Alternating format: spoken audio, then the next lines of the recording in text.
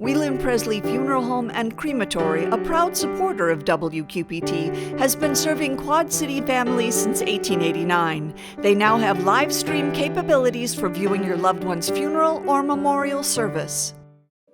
At IHM VCU, we've always been here for you. You are and always will be our top priority. We care about your financial and physical health, and we are here. IHM VCU is a proud supporter of WQPT. Getting kicked out of your home and keeping an eye on your kids playing contact sports in the cities.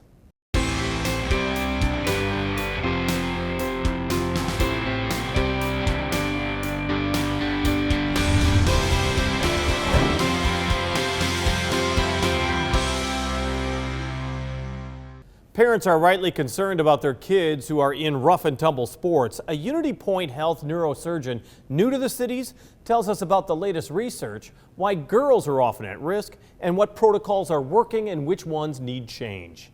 But first, the cold world around us. During the height of the COVID-19 pandemic, people were put out of work, and the houses they live in with their families were at risk. A moratorium on evictions was put in place, but it has since been eliminated. So, what have we seen in the weeks since? We talked with the executive director of Project Now, the Reverend Dwight Ford. We had the moratorium on evictions that expired. What have you seen since? Has there been a big rush of evictions right now? There has.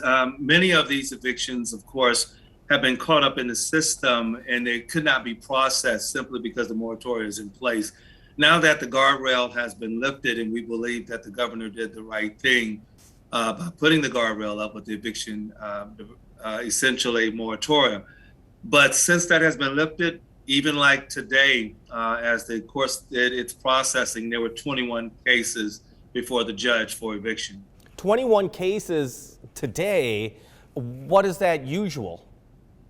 I'm sure that it can go between 5 and 8 or so, but to be at 21, again, this is because so many people have been unable to pay for so long, and the moratorium has been in place, and so now we're starting to see the process run the gamut of experiences. Then from the courts, of course, we'll move to the diversion program, and if there's an inability to facilitate the diversion, then it moves to the sheriffs, and so then it moves to formally the eviction itself. But we hope that the efforts that we're doing in collaboration will move to the diversion program and people can work out these difficult realities with mediation.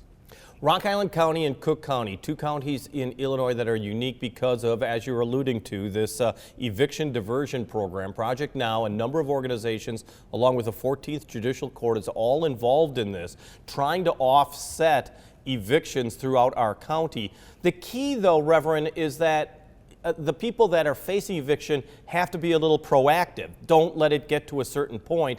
Contact agencies as soon as possible. Yes, and that's been, of course, our rallying point, to say don't wait till you get the 5-10 day notice. Start now. If you know you're currently behind, and the funding that we have, other agencies may be different, but the funding that Salvation Army has and Project Now, that is, we've been at the table to be able to facilitate the financial needs of securing the debt that is owed to the property owner, and then also ensuring that there's a way to keep the tenant in place. Those fundings require that the tenant start the process. It's a dual obligation that both the property owner and the tenant have to work together with mediation in our agencies. But it is a process that has to be initiated by the tenant. So we're asking that as soon as you fall behind, let us know so that we can get you into the pipeline. And of course, you mentioned the net that is there. I mentioned Salvation Army, but Perry State Legal Services, Legal Aid is there.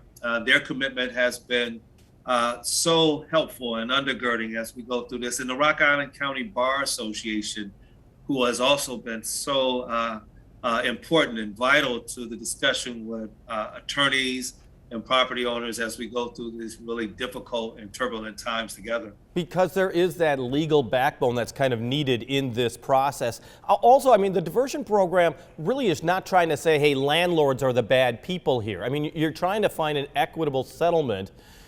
for these cases. So explain to me, these people that are being evicted right now, is it a lot of families or is it people that just have hit hard time recently? What are you seeing as far as the evictors are concerned? Well, there are a sizable number of individuals that have not had to come to Project Now or another institution for financial help at this level. You're talking 6, 8, 9 months of back rent, sometimes even in the rears up to a year of back rent that they haven't been able to take care of. Much of it is due, of course, to COVID and its many challenges and the reality of economic disturbance that COVID has caused. People that can't get back into the workforce because they have small children, and stoppages and ongoing frustrations with child care providers as well. There's been so much thrown at the citizenry.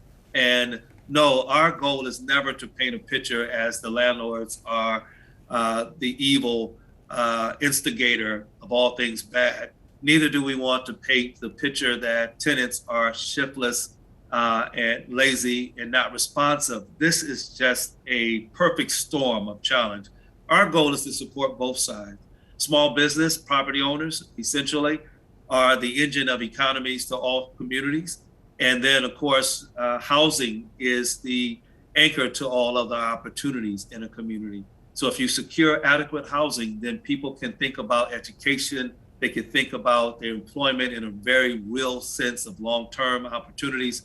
But if housing is disturbed greatly, none of the other opportunities in their world really make sense until they have shelter. It's just primacy of human need. And then, of course, property owners, if this or these property owners cannot keep these properties open and lose them or decide to do something different because it's been so tumultuous and challenging, then we add to the growing reality that there's not enough affordable rental property stock in the Quad Cities already. We're some 6,500 affordable units short in the Quad City region now. Shelter being, a basic need. And you would think that evictions any time of the year are bad, but especially during the holidays and during the cold winter months, it almost adds on to the misery for some people. Yes, and of course there's injury already caused by COVID, and then the insult, which is the very hard weather that's right around the corner. And so what we're doing and attempting to do is form a network that actually works. There has been some challenge, but the truth of the matter is that anything worth doing at this level, this wide, this grandiose will have its challenges. I'm glad to be able to report that we're seeing breakthroughs, opportunities, money is moving, and we're securing individuals, and the data is proving that as well. So you're saying that this program, even in the earliest of stages, is really showing its merits? Yes, and so when you start thinking about how much we've invested, we had at the beginning a total of 2.4. Right now we have $2.4 million still available, and a little on the upward rear of that itself. But the commitment that we've had in investments, we've made already over 757 payments to be able to undergird individuals and to help through the process itself. When you think about the dramatic number, where over $1 million of investment. So, and that's been since COVID has begun, to make that kind of investment with the moratorium in place.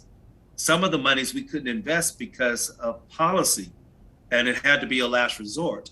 And so as long as the moratorium was in place, we couldn't move some of these dollars. And sometimes that's lost in the story, that we're working with a short runway, and to see how much we've invested in such a short period of time. We do have some challenges, but I'm telling you, the frontline staff we just hired up at Project Now, we've welcomed on another 11 team members as of last week, just for this initiative alone, to help move these dollars. We're talking about, of course, evictions, rent, mortgages. The other big issue, of course, is going to be heating bills. We've been hearing about natural gas prices expecting to rise, maybe bills doubling in the winter. LIHEAP program registration, of course, is continuing, just getting started. Have you seen an increase in people seeking help? Well, we're just getting started, and we've already had 3,080 applications that we've taken care of. That's just getting started. And how does that compare to a normal year? In a normal year, we're somewhere around 8,000, maybe nine at the height, 9,000 a year. And you can see we're going to surpass those numbers now. How critically important is the LIHEAP program for so many families? Well, when you start thinking about weather and winter and what people divert their funds in their homes, the little that they may have, and individuals trying to meet out the expenses of energy, you just talked about the increase. It's already scheduled that the increase will be between 46 and 96% increase.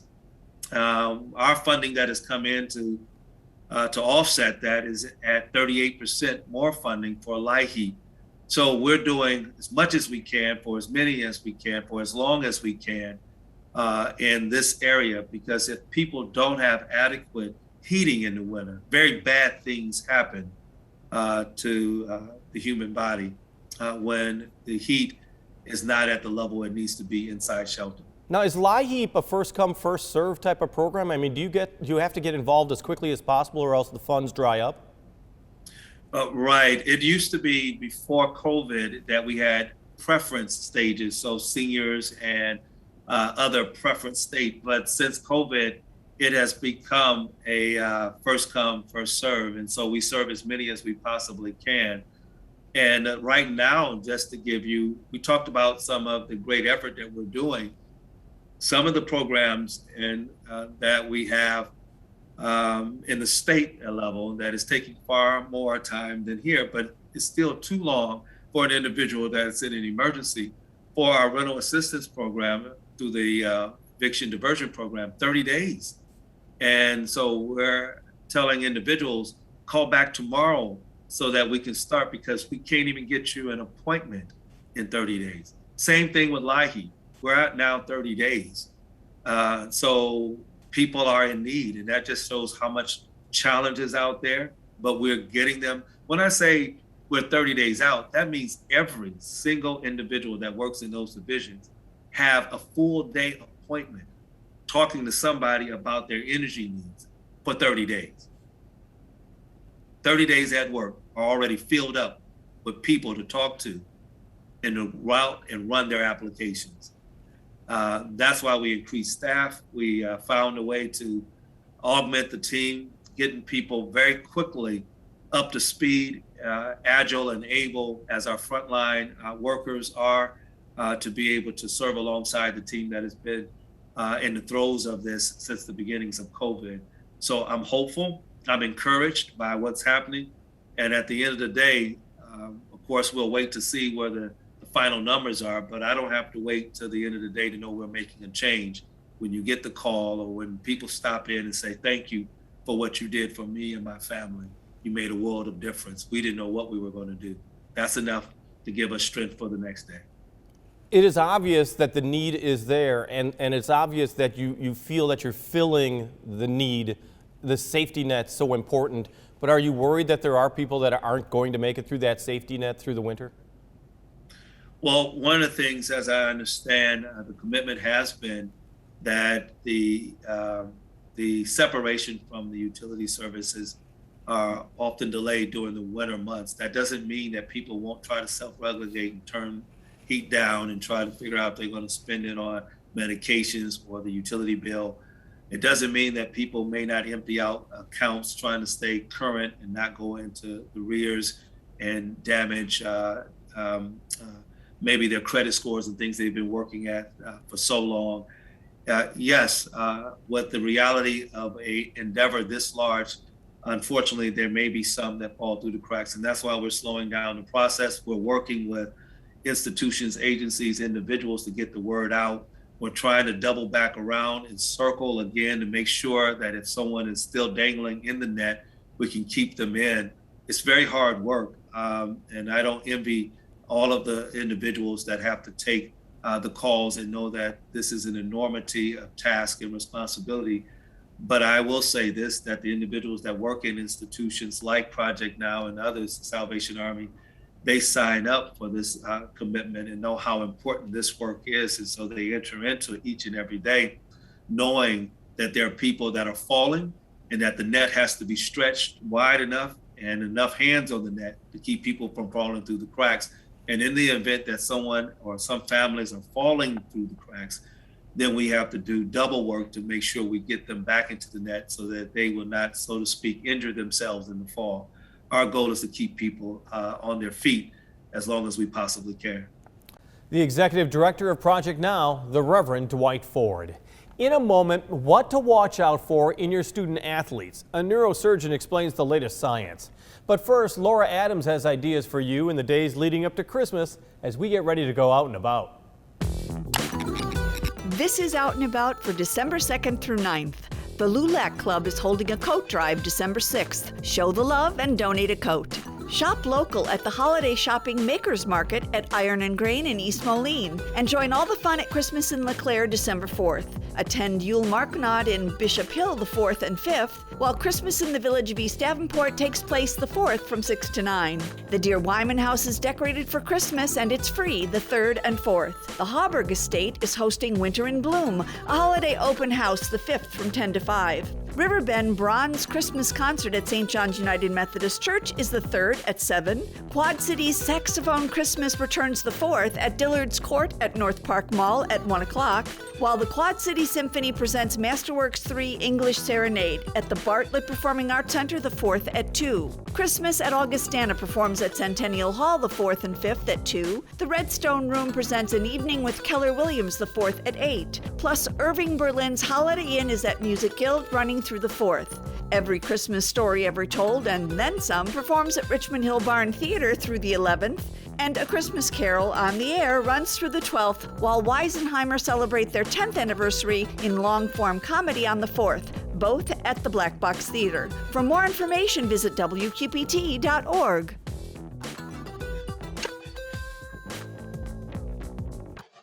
Thank you, Laura. The Quad Cities has a new neurosurgeon who has an interesting backstory. He's from Canada, from a family of hockey players, so he knows a thing or two about contact sports, the harm that can happen, and the ways to lessen the impact. We talked with Unity Point Health neurosurgeon Dr. Matthew Levesque about all that and what brought him to the cities. It is kind of an interesting backstory that brings you to the Quad Cities. I mean, you've got family here. I do. I have 2 of my 3 brothers that live in the area now. And what brought them here? So we're in my family. I have 3 brothers. We're 4 boys, 2 older ones and 2 younger ones. I'm the 3rd one, so I'm the first of the 2nd batch. All from the same parents, but in 2 different periods. And the oldest one is a radiologist in Quebec, where I'm from, in Canada. And the second one played hockey his whole life and ended up playing for the Mallards a couple of years ago. And that's where he met his wife. Eventually had to retire because of injuries and started a hockey school, started deck hockey here. And my little brother ended up following his footsteps, playing hockey in the US a little bit everywhere and working for the deck hockey in the summer, where he met his girlfriend and now wife that as he just got married with her in early September. So, I mean, hockey kind of runs in your family's bloodstream, and it's a contact sport, and you're a neurologist. What's going on here? Yeah, so we all love sports and moving around. We never really watched a lot of TV when we were young, and we kind of followed our brother's footsteps who loved hockey. He slept with his hockey stick. He played hockey all the time. I was kind of in the middle of the 2 older brothers, I guess, part medical, part hockey. But we were all just moving around. We have a lot of energy to spend, and we were just moving all the time. And for concussions, obviously, in neurology, it's something that we see. It's something that we see the consequences of it and how frequent it can be. And it is a true problem in everyday life. But as in everything, there's never anything that has 0 risk. So it's always about weighing the risk and benefits of everything. And we can talk about concussions, the repercussions, and new treatments, how we could prevent them and so forth. But at the end of the day, we don't want to discourage children to move to play sports because of all the benefits that comes with it. And we know that only 5% of the pediatric population is doing the recommended amount of sports currently. And that has a lot of consequences, both in physical perspectives, psychological perspectives. We know that children that are active in sports are less likely to start smoking, doing drugs, having alcohol problems, more likely to attend college, less suicidal ideation, less depression. It promotes leadership, it promotes self-empowerment, and above all, it's just fun. So you want children to do what they have fun doing. And we want to be careful. We want to improve everything we can and lower the risk of everything as much as possible. But we also don't want people to stop living their lives, especially children.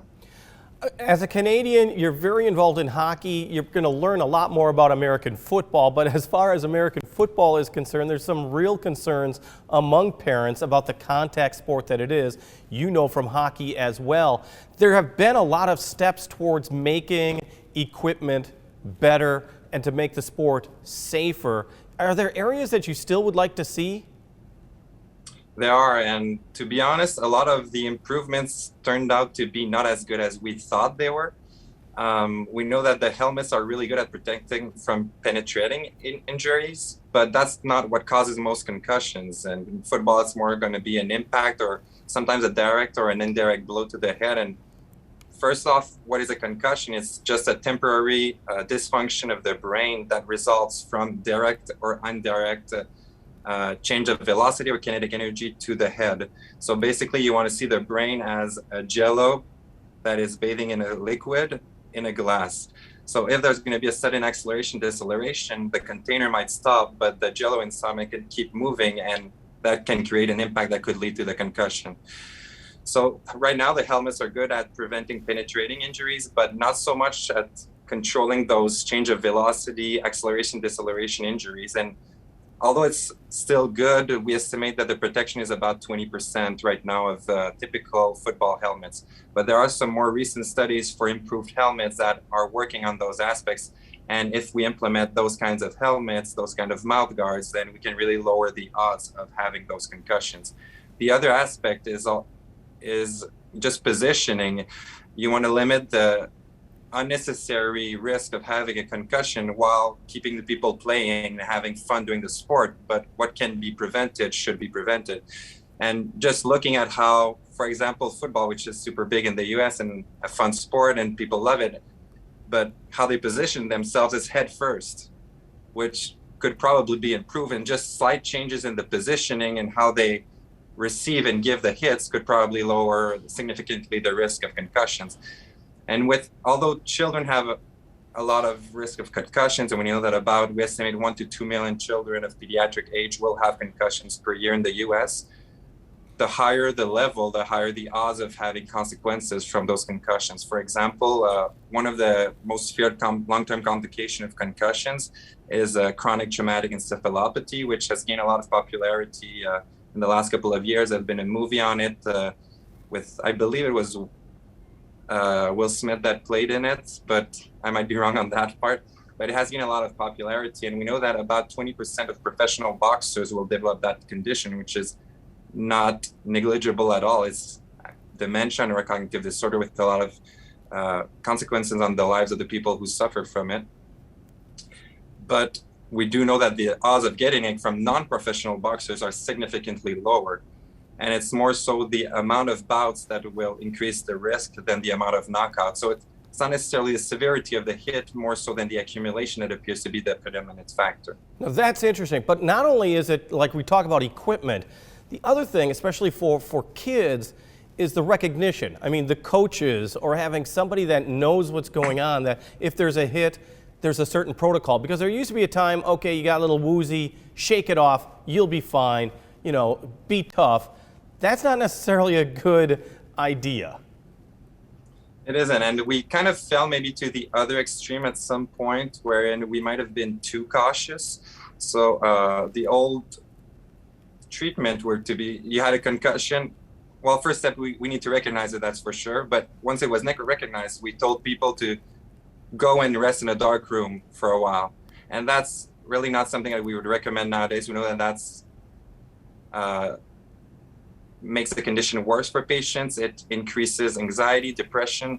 They get isolated from the sport they love. They get social isolation, which has been shown to be social isolation independently, not related to concussion, is as big of a risk factor to many medical conditions as is smoking, and probably a little higher on various studies in obesity. So it's significant. So what we do prone now is a return to light activity, but in a really stepwise approach. And that's the main thing. There's kind of a 6-step that is recommended, wherein you start very slow. And once you're symptom free, you can go to the next threshold. So you want to be symptom free for 24 to 48 hours and go on to the next threshold. But you don't want to be resting in bed all day for sure, because as I've talked for other conditions and with previously, Alzheimer's disease, any muscle, anytime you rest, anytime you're not moving, you're not challenging yourself, you're losing a little bit of your autonomy.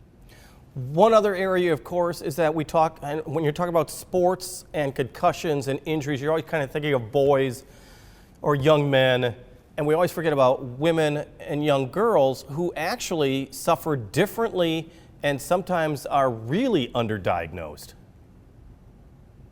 Yes, so, and that's true in various medical conditions, because sometimes people of different ages, people of different genders will present differently.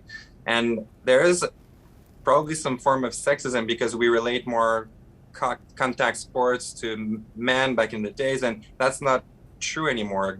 Girls, boys, everyone practice different sports depending on what they love, what they want to practice, and their risks are probably similar.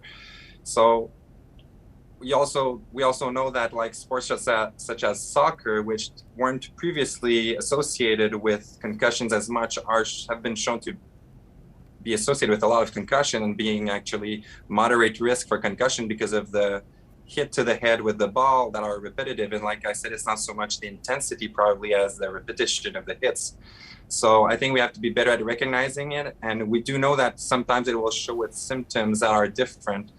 There's individual variability in symptom presentation for everyone, but we have to be aware and maybe have a higher threshold to identifying those symptoms and those patients, because you don't want them to go with an unrecognized concussion and go back to play too fast with the risks that come with it. So one of the major risks that we fear with going back too fast to play is the second hit syndrome, which has been debated in medical literature, but from the little evidence we have, could be associated with high risk, because during that period, your brain isn't as prepared to autoregulate itself, which could lead to a higher risk of brain swelling if there was a second impact. Unity Point Health neurosurgeon Dr. Matthew Levesque. Unity Point says he's accepting appointments for both adults and children right now. On the air, on the radio, on the web, on your mobile device, and streaming on your computer. Thanks for taking some time to join us as we talk about the issues on the cities.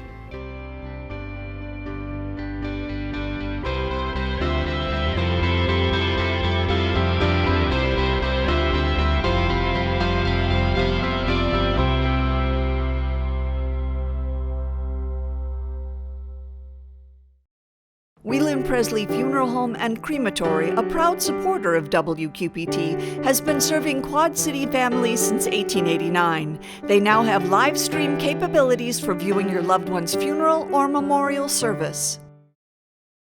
At IHM VCU, we've always been here for you. You are and always will be our top priority. We care about your financial and physical health, and we are here. IHM VCU is a proud supporter of WQPT.